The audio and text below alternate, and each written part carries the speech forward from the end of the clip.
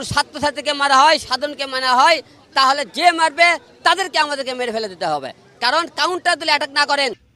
আমি আপনাদের সব সময় বলি যে বাংলাদেশে যতই বড় সেলিব্রিটি থাক না কেন, অনেক অনেক আছে, নাম ধরবো না, অনেক আছে যে মানুষকে দান করে বা বিভিন্ন কথা বলে ভাইরাল হয়। কিন্তু একমাত্র আমি দেখেছি, আমি বারবার বলেছি, হিরো আলম ভাইকে নিয়ে আমার অনেক ভিডিও আছে পেজে বা চ্যানেলে।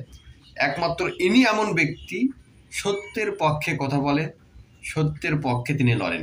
সবসময় আমি দেখেছি, আপনার যাই যেটা বলো, এনার চেহারা নাই, সৌন্দর্য নাই, কথা বলতে পারে না, তবুও তিনি কি একজন ন্যায়বান একটা মানুষ। তিনি সবসময় সত্যের পক্ষে, অন্যায়ের বিরুদ্ধে কথা বলে।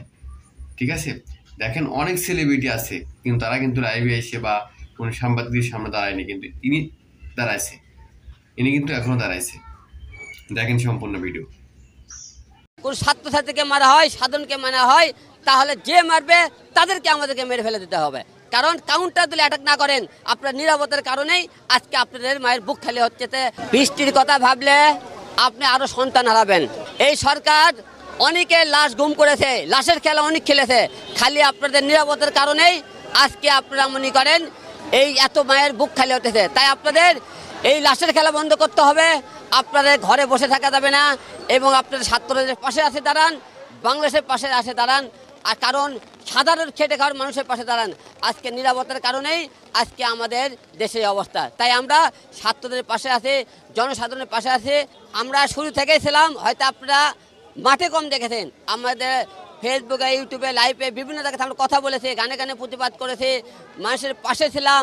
হয়তো প্রকাশ্যে আপনারা খুব কম দেখেছেন। সরকারের পক্ষে কি মেনেছে? একটা দাবি মেনে নিয়েছে।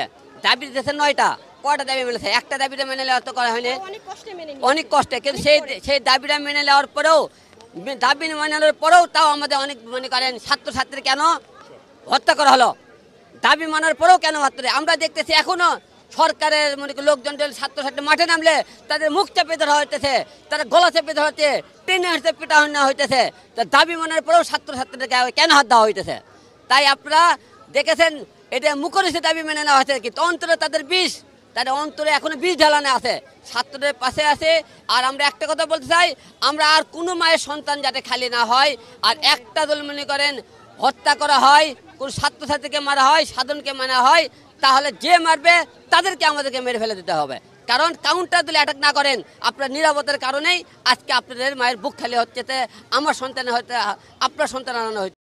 তাহলে আপনারা এখন বলেন, আপনারা কাকে সাপোর্ট করবেন, কাকে স্যালুট প্রদান করবেন? ভিডিওটি সম্পূর্ণ শেয়ার দিয়ে অন্যকে দেখার সুযোগ করে দেবেন।